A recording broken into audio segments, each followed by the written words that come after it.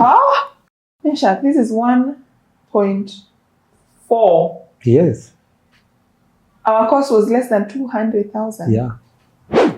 Meshack, you might be the person to convert me to love farming because I love money.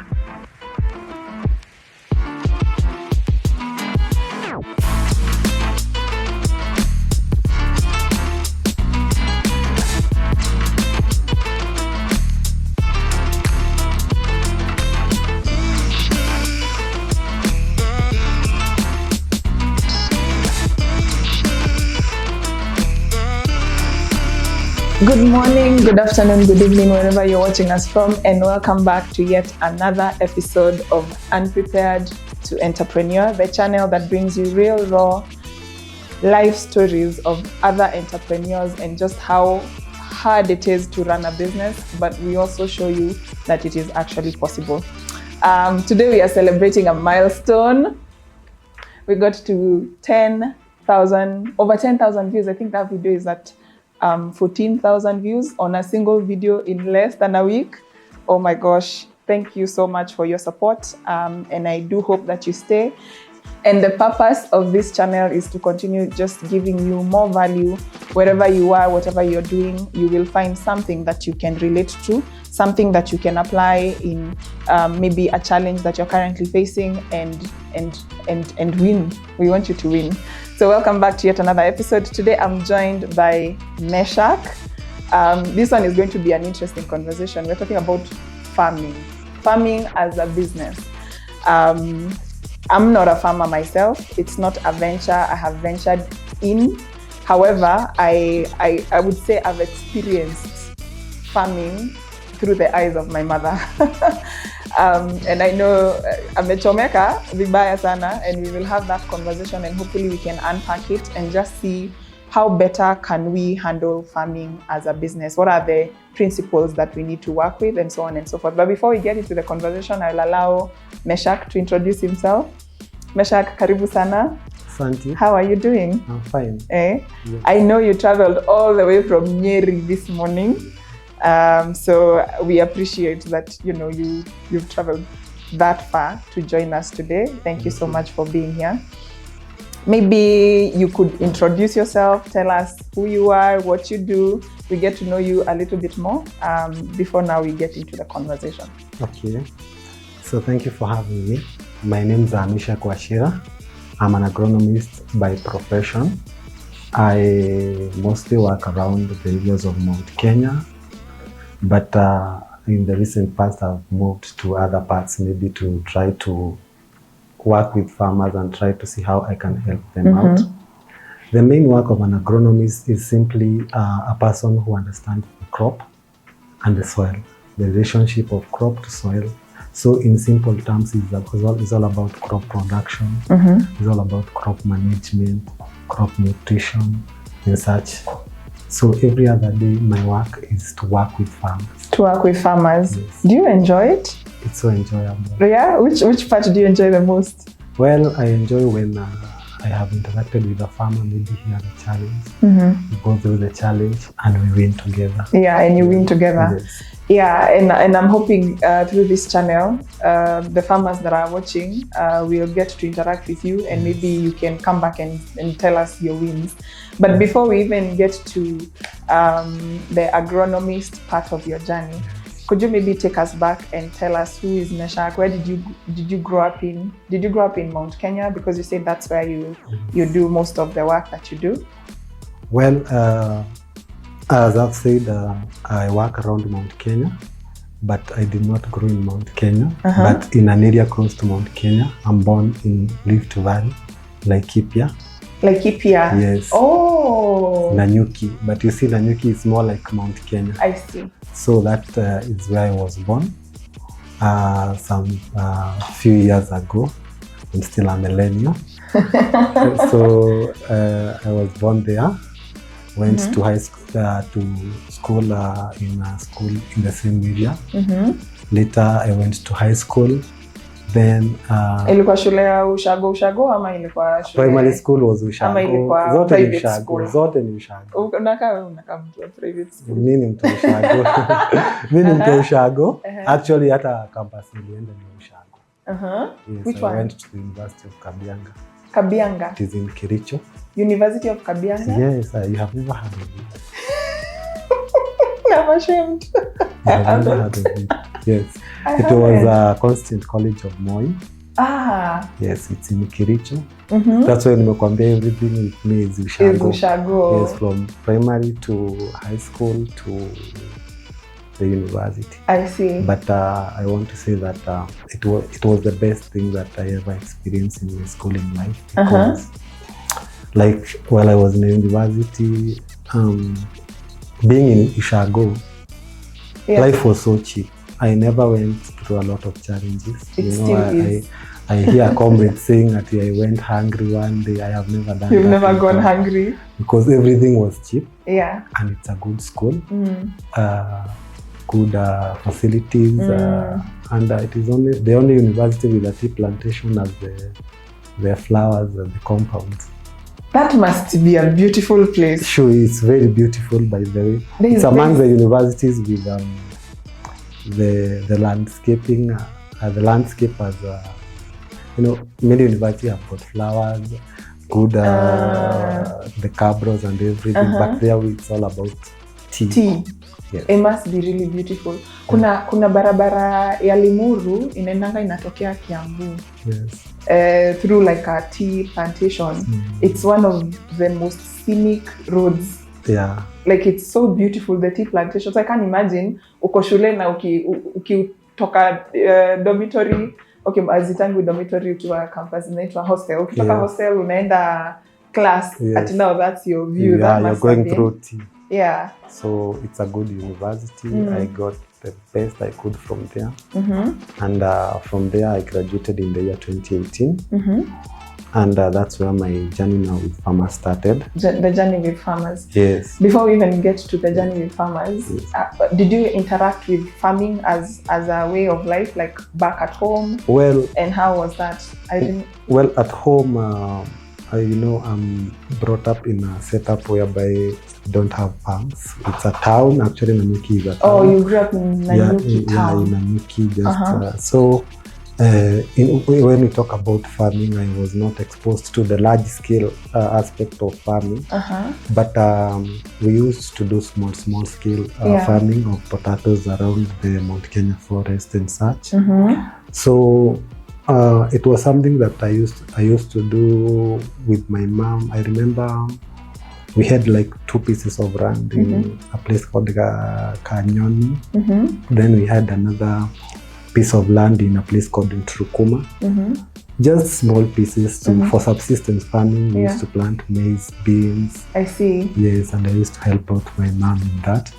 So when we talk about farming, it's something that I feel like it just came to me as it's inborn, because I remember there was a time we used to live in a place, in a place called Blue Gum in Nanyuki. And I had a small portion of land. I planted some maize. But before they matured, we transferred to another place. So I cried a lot because I have left my maize. And it was... Actually, I went back and because I had that I had to go back to my maize, and I harvested them prematurely. And ungeziacha alafu urudi zikisha koma? No. You see, I didn't even know the right age, the right indices for maturity. So I thought they were fine. I went and picked some, only to realize that they could not. So you were just left with just maize cobs, what we call Meshack inside. It was a very bad story. But what I can say is that I love farming from the onset, and it has been up to now. I grew up in Shags, by the way, in an area. Grew up with my grandmother for most part of my childhood in the Dongori area. And there's a lot of dairy farming, and back in the day there was a lot of coffee farming. I remember my grandmother farming a lot of bananas as well, among now the other crops, the maize, the beans, the potatoes, the cabbages. I don't remember enjoying it. you see, for you took it as a punishment.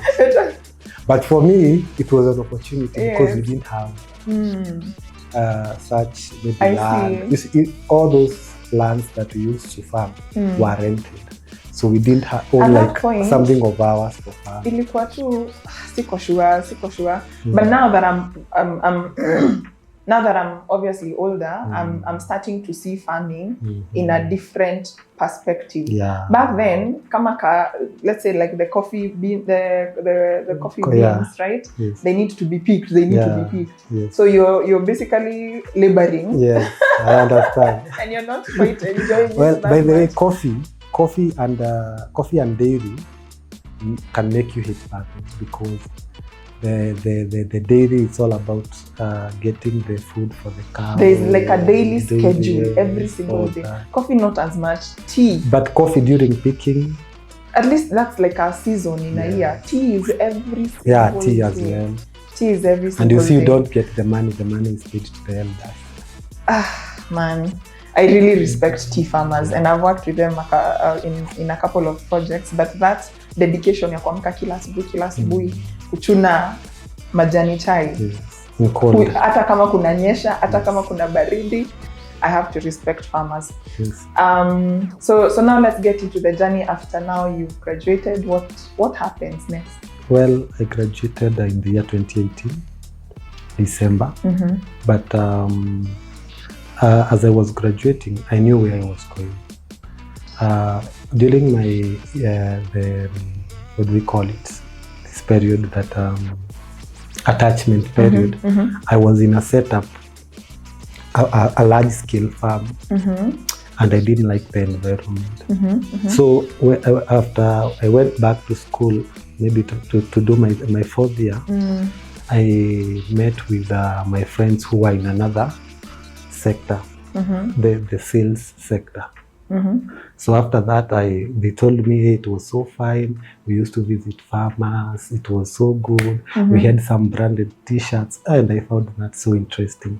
So after I finished school, I knew I was not going back to large farms, the management of large farms. I wanted to come down to small scale farmers, interact with those farmers, and then prescribe to them the right way of farming, the right chemicals to spray, the right seeds and everything.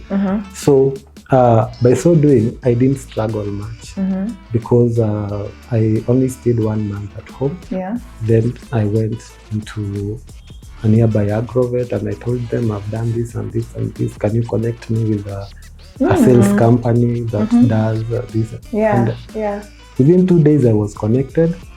Oh, wow. Yes, I was connected and I became a promoter in a place called Endarasha. Endarasha. Yes. Hey. So I started visiting farmers, small scale and medium scale. But now my work was in line with my employer, so I was working with a company. So as I tell you the good agricultural practices, I would recommend a product from this company. Yes. I see. So I have a story about Endarasha. So like I said, most of the little experience I have with farming is through my mom, whom I love to support, and she absolutely loves farming. Na imemchapa viboko kadha. So I remember this is maybe 7-8 years ago. Mom comes up with an idea of garlic farming.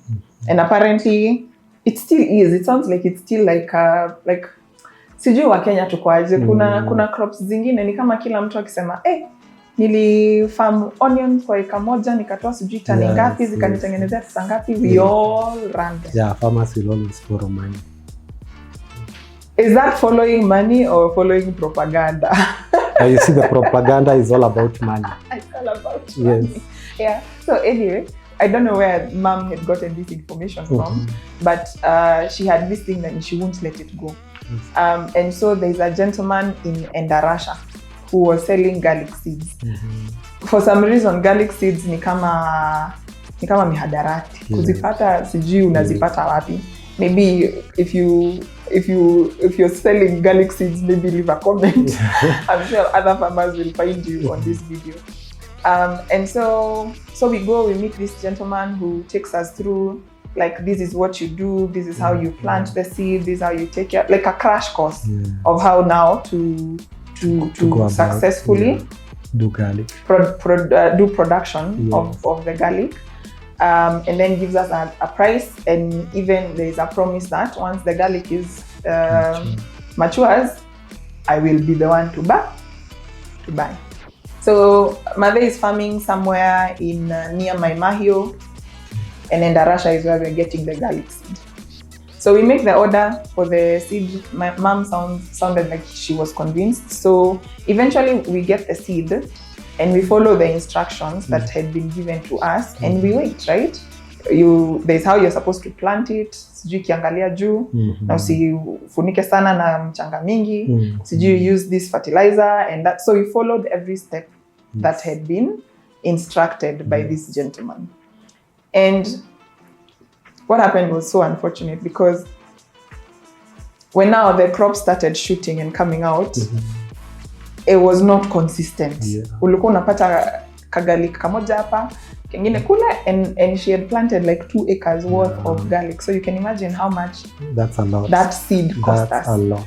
And basically when sasa tukienda kwa hiyo eka mbili tukiangalia, tunashangaa sasa ni wapi utafungulia maji.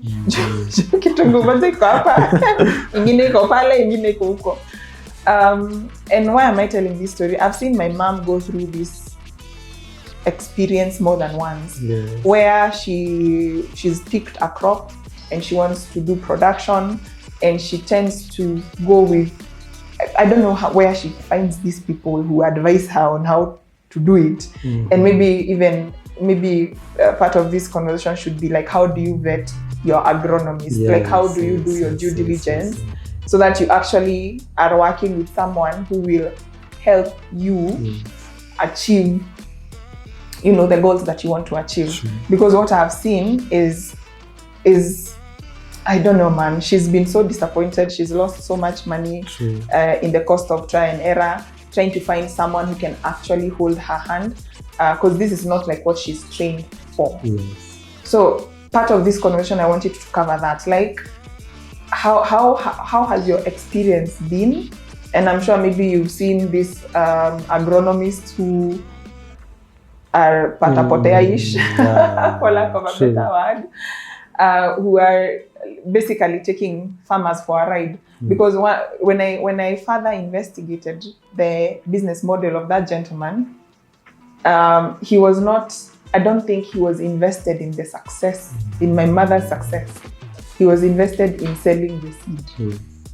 If you, like, as an outsider looking in, like looking at just how everything evolved in that scenario. I know there are many farmers who are in the same situation my mom has been in.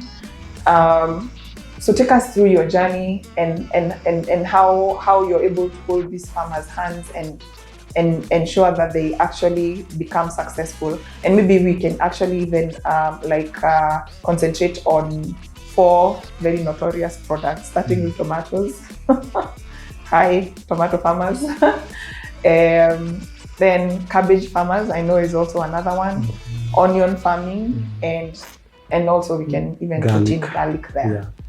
So first of all, I'm very sorry for what happened to your mom. So sad. Poor mom. But I've also had issues with garlic, because for garlic, you need to identify that in every crop, not only garlic, we have 2 types of maturity. One of them is the physiological maturity, and the other one, we call it the horticultural maturity. When we talk about the horticultural maturity, we say that the crop has attained the right characteristic for the consumer. For example, if today you want to get roasted maize, you can go to the farm and get a green maize, but it has not yet attained all the aspects of a mature maize. Okay, so that is what we call the horticultural maturity, and that's what mostly consumers demand. When it comes to garlic, if you want to plant your garlic, your seed must have attained the physiological maturity.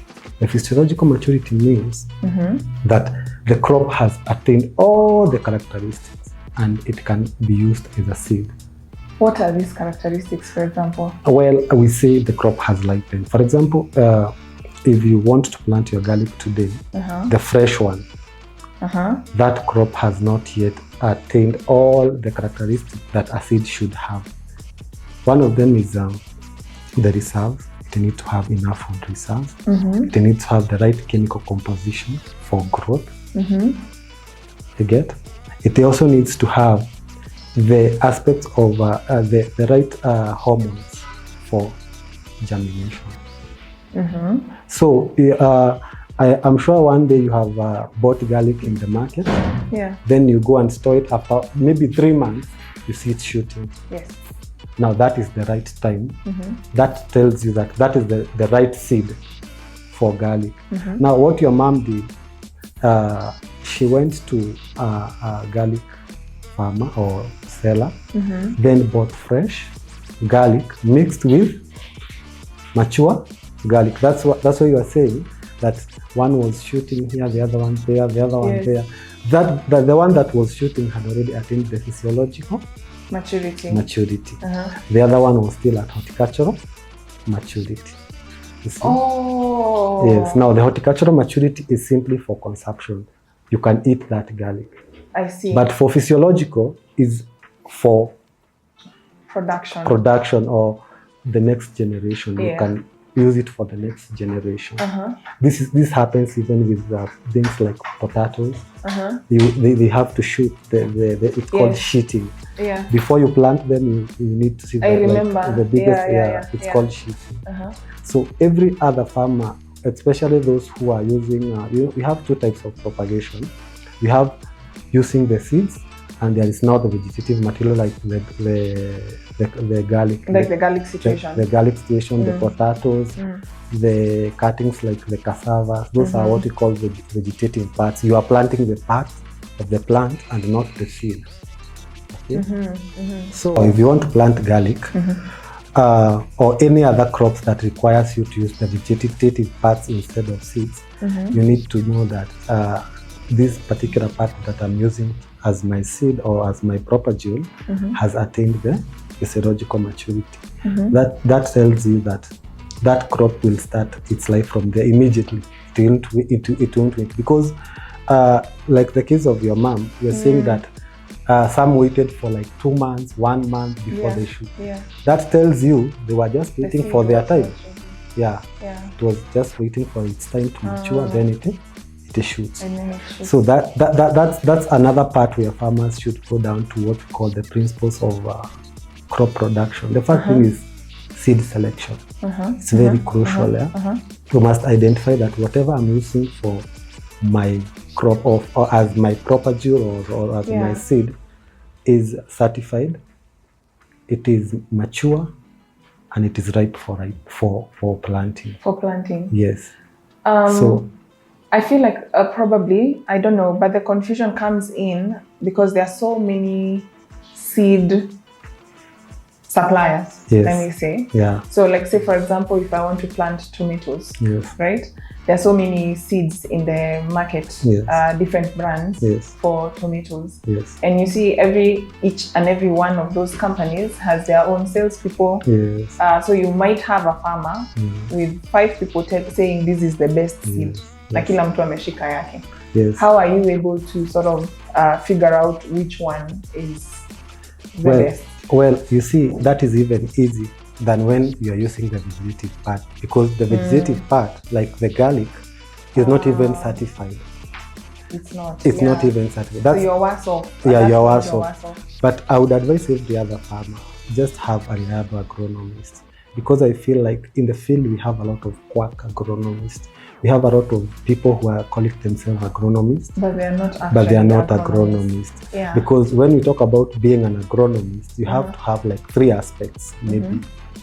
One of them is science, The other one is the business aspect of it, and the other one is psychology. Because when you talk about science, we are saying that I have to tell the farmer, I have to diagnose the crop scientifically and tell the farmer, this is the right seed for your area. This is because of the climate, of the soil, and everything. This is the right seed because of the season 1, 2, 3. That is the science aspect of it. And even after planting your crop, I have to advise you, depending on the crop physiology, how the crop behaves at a given time, the vegetative part, the fruit and flower part, every aspect of the crop, I have to explain it to you scientifically. The other aspect is the business aspect. I need to know that I'm dealing with a farmer who is using money. So I need to do the risk assessment. I need to do the market assessment and the dynamics around the business in farming. The other aspect is the psychology, because I'm dealing with farmers from different backgrounds. So I need to understand, I need to have empathy, because this farmer is going through something and they want to solve. They're relying on you. They are relying on me. Yeah. So as an agronomist, without the three aspects, you need to have the science, the psychology, and the business aspect. Yeah. You cannot be a real agronomist. So I think most have just business. Yeah, the business aspect. They are just pushing their agenda. Yeah, they're just and pushing that is what happens to your man. That guy wanted to sell the seed. From there, they have no business. And that's a problem we are facing as those people who are genuine in the field. We have a lot of quacks. Maybe someone has done a crop for like 3 years. They change even their Facebook profile and they call them agronomists. Someone. Maybe they have been to an agrovet for some time. They decide they've been working in an agrovet. Yeah, they want to say, I can convince a few farmers. I can be an agronomist. Yeah. So when you have a good agronomist as a farmer, that is where you start. Then you tell them, maybe you earn, I want to do a certain crop.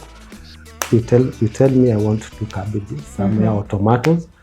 Where I ask you, where do you want to do your crop? Maybe in Mahio, in Kitengela or elsewhere. Kajiado, for example. So I will first of all analyze what is the weather in Kajiado. What is the soil, the endorphic factor, that is the soil factors in Kajiado. You see? Then from there, I'll come down and go back to the drawing board and see what options do we have for the seeds. I'll tell you we can do this, all this, and not this. Yeah. So what you're saying is I wish to farm onions. Yes.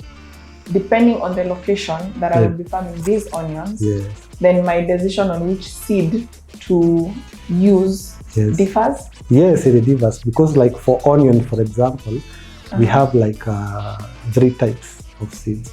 One of them is a low-land variety. The other one is a mid-altitude variety, and the other one is a highland variety. When we talk about highlands, we are talking of people living around mountains, maybe Mount Kenya region, Mount Kenya, Aberdares.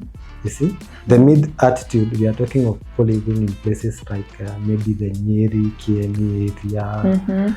The lowland varieties, we are talking of people living in Kajiado, Coast region. Oh, really? Yeah, you have varieties for each region.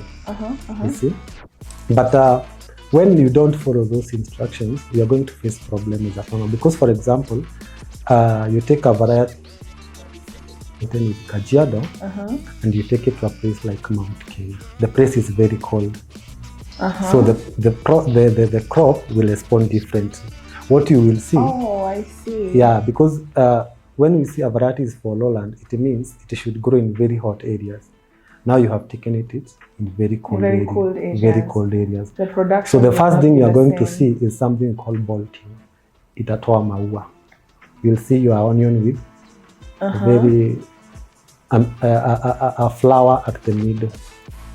And that is a minus to you as a farmer, because first of all, the bulb will be low quality, and nobody will be interested in your onion, because most of the qualities of that bulb have been taken by the seeds. Because when we produce a flower, the other thing is the seeds. The seeds, yes. So before every farmer decides on something, let them come down to the drawing board, come to a very good agronomist, ask them, I have 2 farms. One is in Nyeri, another one is in Kajiado. And all of them I want to do onions. Yeah. What do I do? I'll tell you, in Kajiado, you can do this variety and this one. In Nyeri, you do this one and this one. Okay. So do you have like different brands in each of those categories? Yes, we have. For example, how like do you differentiate between different brands? The different varieties.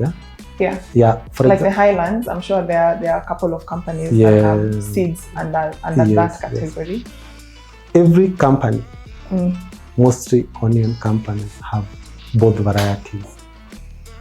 For example, if I go to a company like, I can give an example like Enzazaden, a breeder called Enzazaden. They have an onion called Red Coach and another one called Malbec. If you are in Loitoktok, the Kemana, the coast region, they're going to do Red Coach. They have done trials, they have conducted trials for the seeds, and that suits that area. Then when you go to Nyeri, we are doing Malbec because it is suited for the cold area. Yes. Okay. So another point on that is that a highland variety can try to survive in a hot area, but a lowland variety cannot survive in a highland area. Yes, that is to tell you, this plant grow with temperatures. They go with temperatures, but a crop that can do well in highlands can try to survive in lowlands because the temperature is the advantage in every crop. But a crop that is suited, or a variety that is suited, lowlands cannot do. Will not do well in highlands. Yes. I see. Okay. Yes. Okay. Yeah. So that is. So first principle is the seed. Seed selection. Seed selection. Yes. And because, let's say, or for example, if you're a farmer who's just starting out, get someone who can guide you on this. Yes. Where, like, say for example, say if I didn't know you, where would I find an agronomist if I was looking for one? Well, that is technical because that is very technical. Because huyu mtu mwenye atanisaidia, I'm looking at a farmer who's maybe not on YouTube, not on TikTok, they don't know. Yes. Is there like a government institution that you can get references from? The government have got their own field officers, but I don't think they are efficient enough. Sometimes the area is so big that they are covering, and maybe they are not well facilitated. Yeah. So the gap has been filled by a lot of private agronomists. But I believe all the information that you need is with the right people. For example, if you want to buy your seeds, as the first thing, you're going to go to a certain shop, agrovet somewhere, maybe in town. You can ask them, which agronomist can you recommend, maybe for 1, 2, 3. They are very genuine. They are going to tell you, because they interact with all the agronomists in the area. According to my observation, this is the right guy for the job, and he will guide you. I see. From there. But then the seed companies, they have also employed their own agronomist who is there to guide the farmers on during the phase of growth of that crop. If maybe it's a company that maybe that does not have maybe the agronomist or maybe the agrovet you have not gotten, you can go online and maybe search on Google and see they are there. But before you say that this is the right person for me, you also need to have some information on whatever you want to do. You have just a little bit of knowledge. You can ask one, you can vet 1, 2, or 3. Then you see according to this one and this one and this one, the information is rhyming, and you can decide. Maybe also do like a couple of due diligence. When you speak to them, you can ask them, who have you served in the last 1 year? Can I have their numbers? Exactly. And you can speak to those farmers and they can verify the details that the agronomist has shared. Then we have mentioned that you have to check at the 3 aspects. The science aspect is everything. if that person is not technical, they cannot explain to you scientifically what you do. That is not an agronomist, because the rest everyone can do. They can do business. Unajua wanaendanga wanachapa story na agronomist kizungu wanaishika ya and then you're dealing with a farmer. Yeah. You know, like when you come and you start talking about physiological, that you've lost the farmer completely. Physiological attributes. You sound like you sound sciencey. Yeah. I understand. But you get, like, once they understand the language, it's so easy to... But you can just pose a very simple question. Maybe you can tell them, like, give me 3 varieties that I can do in this area. Then they will tell you 1, 2, 3. Then what is the difference between this and this and this? You're going to listen and see, is he talking something close to crop production or something close to business? You see? Yeah, you're going to see. I see. Okay, so now you have the seed covered. Yes. Then what? What's the next? Okay, you have selected your seed. Now from there, with your agronomy, you can go down to what you call land preparation, because land preparation is also another aspect in production. You have to know, how do I prepare my land for a given crop, because not all crops have same requirements when it comes to land preparation. So the first thing, the basic thing in land preparation is that you need to plow, you need to break down your soil so that it can be the right till for your crop. The other thing you have to do is that when you have done, maybe you have prepared your land, you have plowed, you have hollowed, you need to identify issues with spacing your crop. This goes with your agronomist. I see. You need to do, how do I space my crop? How do I if, for example, it's maize, let's assume you are doing something like maize. How many seeds do I plant per seed? But then before that, there are crops that require you to put them in a nursery first before you plant them. So you need to know something to do with nursery management. Because, for example, if it's onion, you need first of all to prepare your nursery. Then you sow your seed, you cover them, you wait for 45 days. Then after 45 days or 60 days, you transplant them again. So from seed selection, you come to nursery, you prepare your nursery, you care for your crop at the nursery level. And before you take your crop out of the nursery, you need to do something called hardening. Hardening off. Because you are taking it from a very comfortable place to a more rough place, a hardship area. So as a farmer, you need to do that.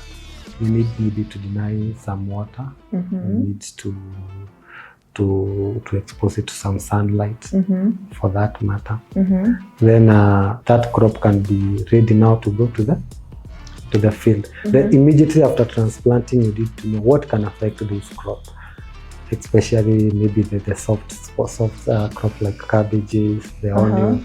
You need to know the right chemical to spray. Maybe if it's the cutworms, because immediately after you transplant, the first enemy of every crop is the cutworm.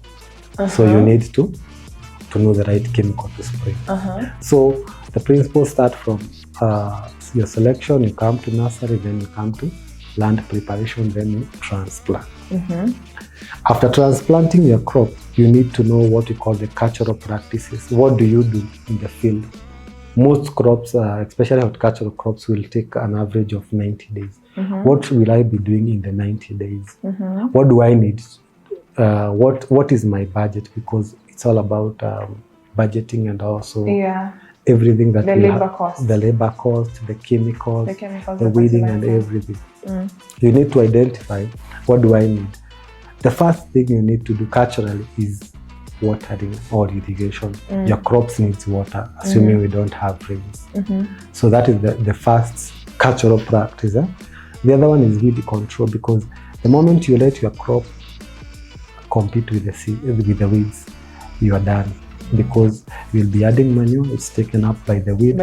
You'll be adding fertilizer, it will be taken up, even the agrochemicals. The weed will also harbor pests and diseases. So you will have a lot of cost in controlling It's in your interest to control the weeds and diseases. So then as a farmer, you also need to know what am I spraying, the safe use of chemicals. Because some farmers will want to spray something that is so prohibited just because it is working on the crop. They don't care about the health of the consumer, their health. Again, I've had people talk about those like really bad chemicals. Yes. I don't know. As a consumer, sometimes I wonder what are you supposed to do. I wish there was a way to test and know this particular crop is not good for my consumption. But now, you know, when you go to the market, you pick the juiciest looking tomato, and maybe that's the one, but you know, has been produced with chemicals that could, you know, cause us health problems in the future. True. You see, every farmer has to observe something called the pre-harvest interval. This is the time that you need to give your crop after spring before you harvest. Before you harvest. Yeah. So if assuming like maybe a certain chemical has a pre-harvest interval of 7 days, you should wait for the 7 days before you harvest that crop. But it's very sad with our farmers. They don't wait, especially when the price is good. They just take it to the market. They just take it to the market. But every other farmer should know that this is not about them. It's about people who are consuming, and they might be their relatives, they might be their kids. So they must take this precaution. And this goes down to your agronomist. Yeah. If you identify that your farmer is that farmer who wants very toxic chemicals, just guide them. Tell them, this is what you should do, this is what you should do. So that even when they are doing it, they know it's wrong. Yeah. Just let them know that whatever you're doing is not right. So this is the work of the agronomist, to make sure that whatever the farmer is doing is right. Even during spraying, the safety of the farmer should be paramount, because some chemicals are corrosive. Yes. They're very corrosive. Yeah. So you don't just let the farmer spray.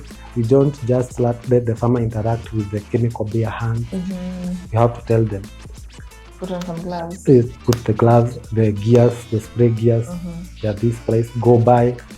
And this is the right way. This is the most fulfilling way to produce, because when you produce at the expense of the consumer, that is not production. Actually, that is another thing. Yeah. So these are the things that every other agronomist should be doing with their farm. Not just the issue of recommending and this and this. You should also follow up on whatever they are doing. On whatever they are doing. Yes. So I wonder. On my TikTok channel, those who are not following me on TikTok, I am Unprepared to Entrepreneur on TikTok as well. And I think the highest comment is just the way, when it comes to farming, is the 4 crops that we mentioned, the tomatoes, the cabbages, the onions, and I just put garlic in there because it's the one I'm kind of familiar with. Is that the same case with you? They are like the most problematic crops to produce. Yes. Is that the same with you? Well, I think every other crop is problematic to produce. Every crop is problematic to produce. Yes, but when it comes down to horticulture, I think it's more problematic, because the issue with horticulture, it has got timelines.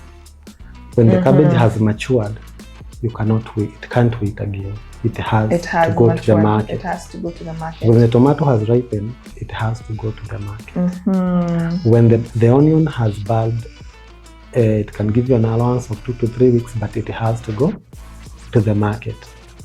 This is the same case with fine beans, tomatoes, or other horticultural crops. They have timelines. They have to go to the market. The shelf life is short.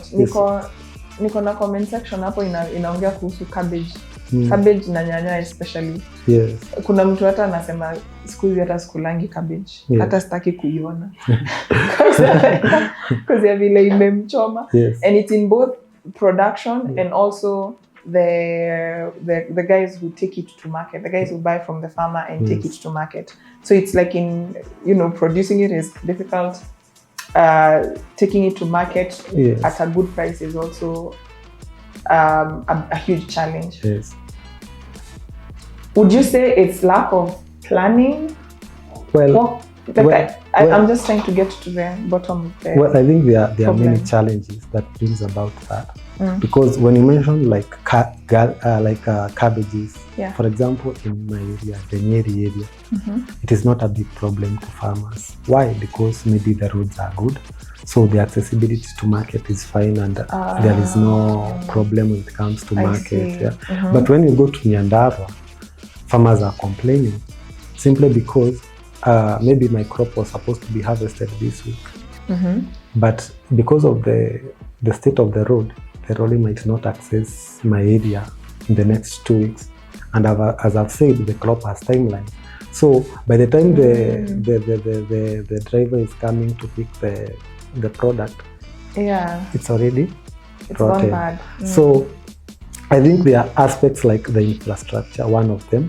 Areas with good infrastructure, especially like our area and areas around Nairobi. I think issues like access to market is not a big problem. Like a better advantage. Yes. The other issue is the timing. You need to understand that every other time you're doing your crop, you need to do the market analysis. The time, I always tell farmers, if it's possible, you get the market before planting, it can be better, so that I have an idea that whatever I'm growing, I'm taking it to a certain place. But with farmers, it's reverse. They tell you, I've already planted 2 acres of cabbage. Where do I get the market? So that's a very big challenge, because yourself, you don't have the solution to what you have, and you are seeking solution from another person who is has a lot of people seeking solution from him. For example, I have like 10 farmers calling me. I have cabbage, I have cabbage, you see, and they're in different locations. So I believe that is one. The other thing is the issue of variety. Some varieties will give you a longer shelf life. As compared to others. So we say in horticulture. So it takes us back to the seed. Yes. In horticulture, 1 day, 2 days, 1 week is very crucial in market. You can be selling your onion today at 60 bob per kilo. Tomorrow you are selling it at 10. The market fluctuations are there. They can do that, especially with the influx of maybe onion from a neighboring country and such. But when we have such a situation, when you have a good variety, for example, in my area we do what we call the hard cabbages. These we call them the Grodia types. They can give you maybe an extension of like a week. But for soft cabbages, hata zinaanza kunuka ikiwa kwa shamba, hata ujakata ishaanza kunuka. So this goes down to seed selection. You need to understand which seed can give me, at least if it's not. There's a video I watched. Yes. On your page, and I'm going to insert his TikTok page sort of here. You can go and search, and you'll find like he has a lot of content. There's a video I watched on your page that I think, was it an acre or 2 acres you had done like cabbage production on? And I think you are taking your audience now, us guys who watch you, like on a journey, and you're saying, this for this parcel of land, I can produce this many heads of cabbage. And I remember just going to the comment section and everybody is saying, there's no way you can get to this number. There's no way this size of land only gives you this much. And I remember you taking us through like the whole planting process, do how you interlock them, do how you do like what, and then all the way to harvesting, and you could actually see like how big they looked healthy. How do you maximize output for cabbage production, and is it actually profitable? Well, okay. Market aside, obviously the market plays a big role, yes. but let's focus on production. Is it a profitable venture? You see, output depends on two factors. One of them is the number of the crops that you have, or the number of plants, or the size of your plants. If today you came to me and maybe I have 50 cabbages, for example, each cabbage is weighing 10 kgs. The amount of money I'll get depends on your buying aspect. Yeah. If you are using weights, I'm going to get a lot of money. But if you are using the number of cabbages, yes, I'm going to get less money, or the standard amount of money that I should. I see, because the mathematics is a piece. Yeah. So every other farmer, I always tell them, just have more crops. Especially when you're selling them in just have, let's work with the number, because most buyers will come and buy in terms of numbers. Yeah. Now, there are disadvantages when you overpopulate, but there are advantages when you overpopulate at the same time. The disadvantage of overpopulating is actually the competition. Sometimes you may not get as big heads as you may have wanted. Not enough nutrients for all the plants. Yeah, but as you have mentioned, you can play with nutrients and still achieve the size that you want. Okay? So I always tell the farmer, do the maximum number of cabbages per plot, do the right feeding. Let us for the nutrients. Yeah, for the nutrients. Let us meet at the market. Because you can give them space, they are going to have big heads, but the buyer will not come and buy you maybe in kilos. They're going to buy you with the number of heads. Yes. Yeah. So that is you see, as a farmer, because I told you an agronomist must do the business aspect of it. So that's the business. The business aspect of it. How much can I put in a given piece of land, and how much money can I be given from my output? So I always tell the farmer, do the highest amount of cabbages that you can. Give them the best nutrition. Let's meet at the market. You get the best output. Yes. Yeah. What are the challenges you face working with farmers? Well.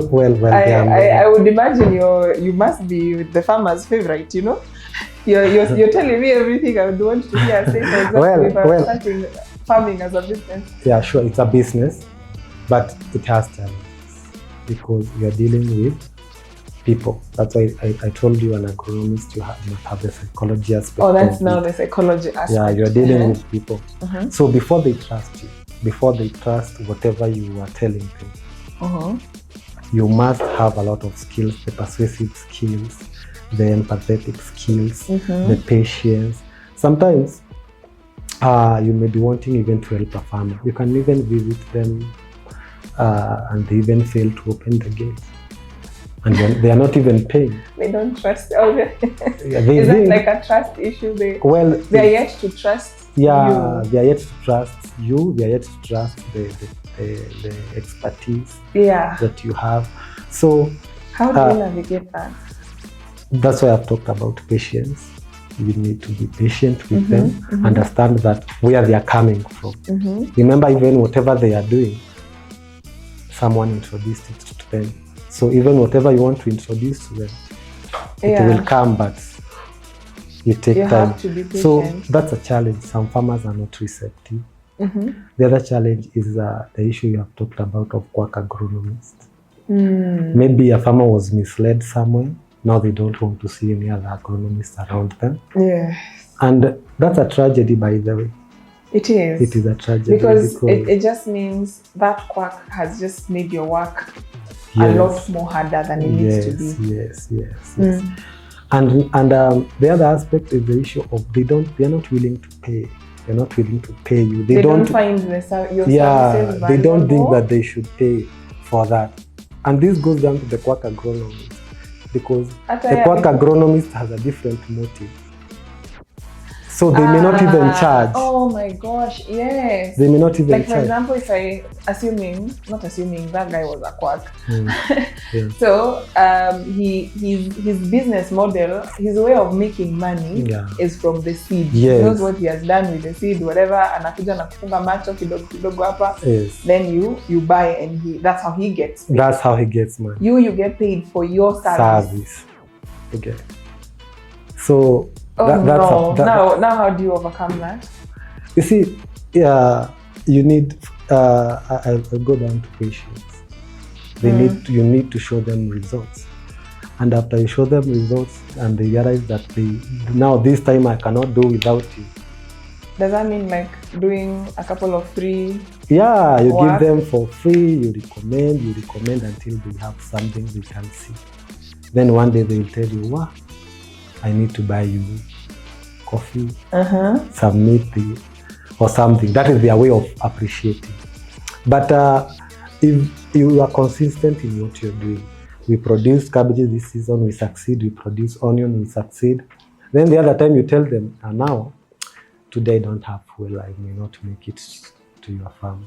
They are going to think back in their mind and say, now, I think I need to be appreciating this person. You need to make a decision. Do you need me? Do you not? Yeah, so sometimes because of now the issue of quacks and everything, you need to prove yourself first. So you be very patient. Then after that, they are going to reciprocate. That just makes your work hard. Your work a lot more harder, especially if you're like freelancing and you're an agronomist, self-employed person. It's very it hard. Makes it really difficult for you to succeed. Yeah, but then we have the on-call consultants where instead of spending a lot of money, maybe using your vehicle or your bike to go and see the farmer, you can just tell them, can you send a picture of your crop, how it's looking like, and then I'll tell them this is and this, do this and this and this. You see, that's a bit cheap. Yeah, so that is one. The other thing we do is we form like WhatsApp groups. We bring them together. And you start sharing. Maybe one farmer will post a picture and say, my cabbage is this and this and this. The other farmer will respond, mine too has the same problem. And then you can address all them all at once. Yes. Question: If I take a journey with an agronomist, and let's say we work together, first season of, let's say, onions. I've picked onions, we're farming in Kajiado. So first season you work hand in hand with me. Will I require your services after? Of course. Now that I know exactly what to do? Of course, because farming is evolving every other day. And this is now this is where we are changing from subsistence to the commercial. That's where we are right now. We moved from subsistence, now we are in commercial farming. There is no way you are going to do away with your doctor every other day. Even if whatever he recommended last time. No, you are not. Because even as you work with farmers, they don't focus on the science. That's another challenge. They don't focus on the science. They focus on, we sprayed this and it worked. We sprayed this, some of them. Why it works. Yes. Or how. Not all how it works. Some of them I even give them some ebooks. They don't read. Yeah, they don't. They want you to tell them. They want to tell you, today is on Friday. We are spraying 1, 2, 3, 3, 3. Okay. So what happens with farmers? They don't keep that information, and even if they keep, they may not be able to implement it. But there are farmers who are a bit sharp and they are very observant. And they keep that information, and maybe after doing it for 3-5 seasons, they have perfected that crop. Now, not unless you introduce to them maybe new varieties, you introduce new chemicals, new techniques of farming. That farmer has improved from the day you met them to now. So it's not a one season thing, maybe like 10 seasons, only when can you say that? Yeah, because you see, like if today you plant an onion, you cannot perfect more than maybe 50%. So you plant onion today, the other time you plant onion again, the other time you plant onion again. That is the only way you can master that crop. Repetition brings about mastery. Because you need crop rotation. You need to rotate, you see. Yeah. Now you see some farmers will not tell you that they don't need you for the second time. They will go ahead and do the onion. They will do another onion the third time. Before they get the fourth time, washachomeka, because they didn't realize that we needed crop rotation. Yeah. You see, like you have said. Yeah. So this thing, you need to be very, very, very observant with things, because even an agronomist will not give you all the cards. They will only give you what you can afford. What you need at that point. Yeah, at that point. Yeah. Maybe if you're doing cabbages, I cannot tell you about fine beans. Now when we talk about fine beans, we'll start another project on fine beans. If you have coffee, I'll not tell you about coffee just because it's neighboring your cabbage, because I'm here for cabbage. Unless you tell me I want you to show me something on coffee. So that's how it goes. It's a journey, and if you find a really great agronomist, and for some reason the quacks are the ones who have mastered the psychology of the farmers. Exactly. But I would advise farmers, don't leave your agronomist just because you have done 1 or 2 successful seasons. And a real agronomist will always be in consistent or constant research. Yeah. So this person will be bringing you new information every day. And this is what you need, including the market. Because that's what they do on a daily basis. Yeah. And you're going to see this. There's a difference between an agronomist at the field and an agronomist employed to be a farm manager somewhere. An agronomist in the field, freelancer, versus a freelancer agronomist, let's call him that, versus an agronomist employed on one farm to be a manager, just to be managing. For example, you can employ me to be your 20 acres manager, agronomist or resident agronomist. What's the difference? The difference is that for me, who is traveling every other day, for example, today I can meet like 5 farmers. One is doing coffee, the other one is doing fine beans, the other one tomatoes, the other one cabbages, the other one onions. Probably in different locations. I have solved 5 problems in a single day. And I've observed different challenges. Those 5 could be in different locations. Yeah, could be in different level of damage, maybe when you talk about the crop. Yeah. But now when you talk about someone who only stays at one farm, a farm can only specialize on maybe 3 crops.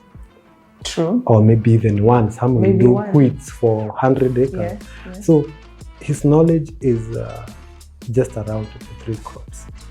And his mode of solving those problems is just around what is available at the farm. The farm. But when we go down to farmers, some farmers will even give you solution by the way. It's not all about being an You also learn. You learn from them. So you learn a lot. Someone will tell you, I did that, this and this and this, and I observed this. Then you relate it to science and you see, oh, that's true. That makes sense. Yeah. The farmer will give you a story, tell you, I planted onion in this piece of land, then nikarudisha onion. Yeah. Then the 4th time, hata sikutoa hata kitu.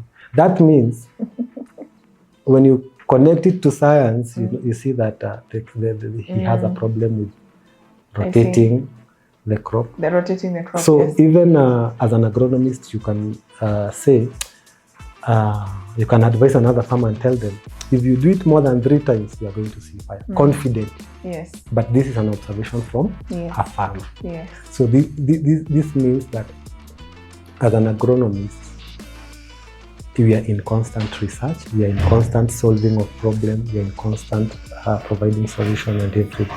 So you don't have the chance of leaving your So ideally, the best agronomist that you can have is the one whose work involves meeting as many farmers as possible in a certain area, in a diverse, like not just one single crop, yes, many different crops. Yes. if you want to get a good agronomist, they must be all-rounded. Yeah, because as a farmer, you can do a lot of crops. You are at liberty to do 20 crops, but the only option you have is that one agronomist. Yeah. So if that agronomist is limited to few crops, you will have a challenge, because as you learn, you'll also be learning, and that might end up to losses. So every other farmer who wants an agronomist, let them make sure that these agronomists are not maybe located in a certain farm or in a certain government institution. The best agronomists are those that are visiting farmers every single other day or every other day. Yes. Okay. So I'm sure my audience will not be happy if I don't ask this question. So that tuimalize, now that we have an agronomist in the house. I have 1 acre of land. Yes. I want to plant onions. Yes. The acre of land is in Kajiado, let's say. Yes.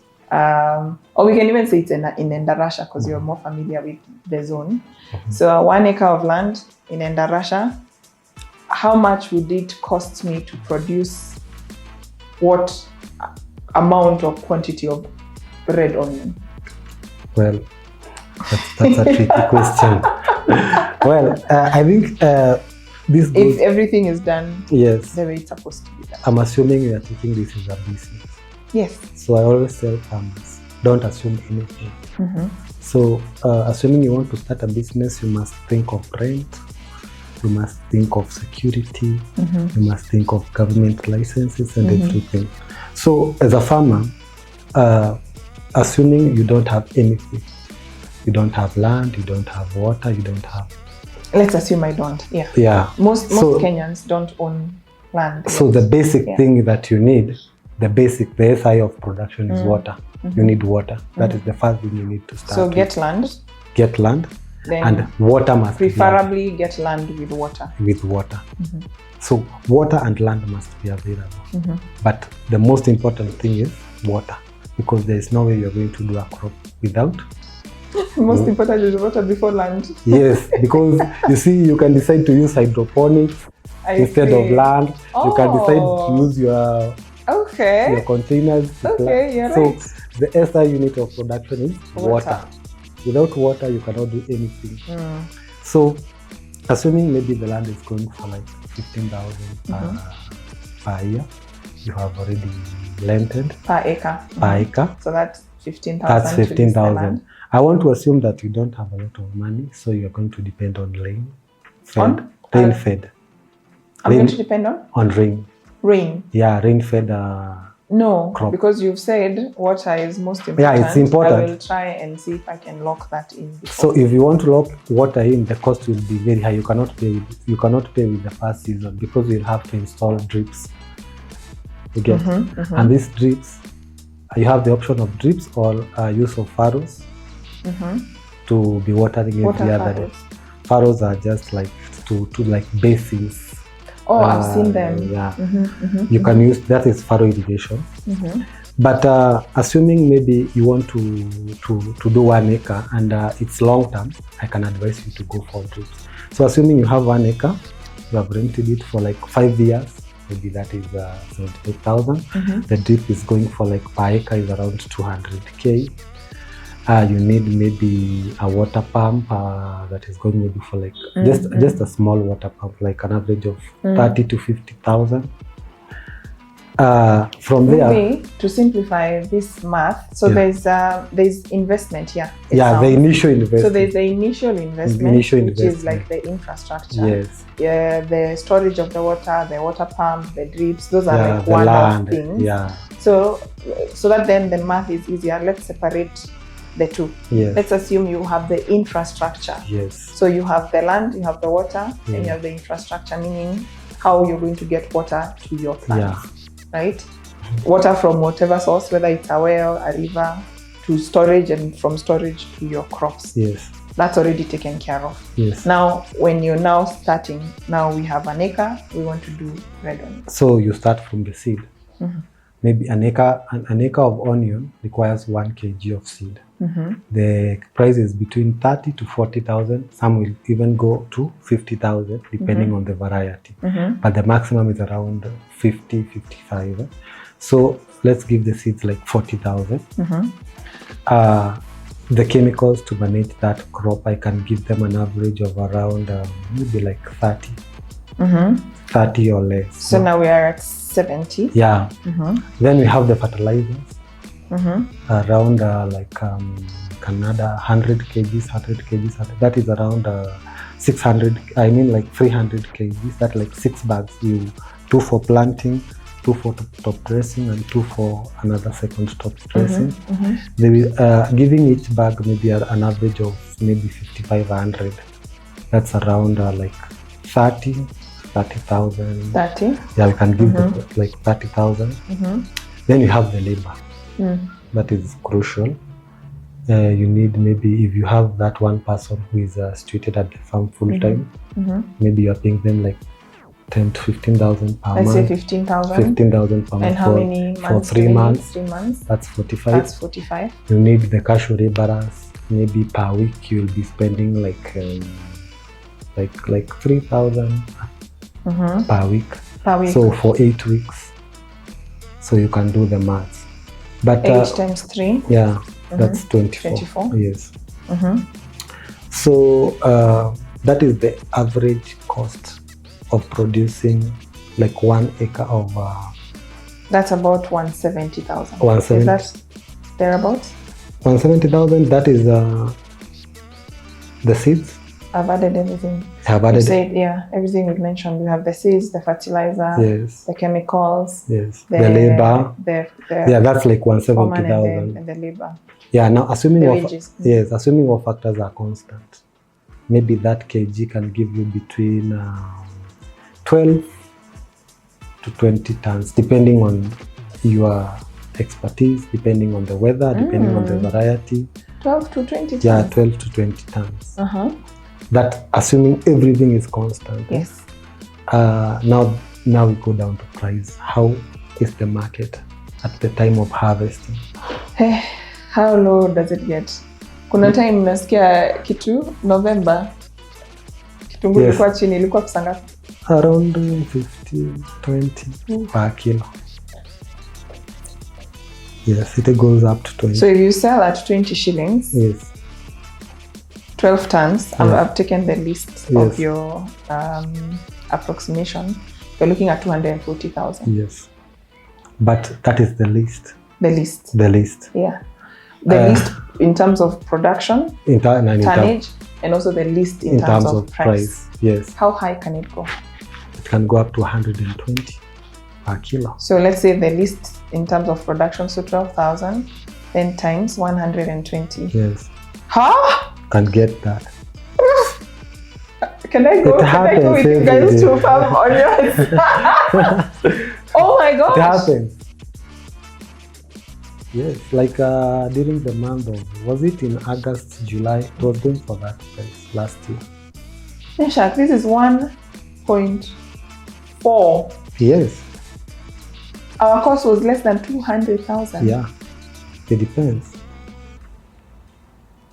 Now I see why people get into this thing. Yeah. Na unapigwa viboko ukisimama, unapigwa tena. Yes, it's worth risking. It's worth risking. It's worth risking. It looks like. But there are at times you can be favored by both production and price. So assuming you get even 15 tons. So there's something I've heard people say that kitunguu ya Tanzania iko na a longer shelf. Yeah. Is that true? Well, that is debatable. It's debatable. It's debatable. Yeah. What are your thoughts on because the Tanzanian onions, most of them don't do hybrids. They do what we call open pollinated varieties. And this is like if I can give you a vivid example, it's like the Chinese garlic. Have you ever seen the Chinese garlic at the supermarket and our garlic here? You will note a very big difference even in the aroma, the taste, and the size and everything. Yeah. So the onions has those natural characteristics. The size is small, but also the pungency is high, and also the shelf life is high. Remember, when you talk about hybrids, you have interfered with the genetic makeup of that crop. That means you may have promoted the size, you may have promoted the color, you may have promoted every other aspect that farmers want to see, but you have interfered with the shelf life.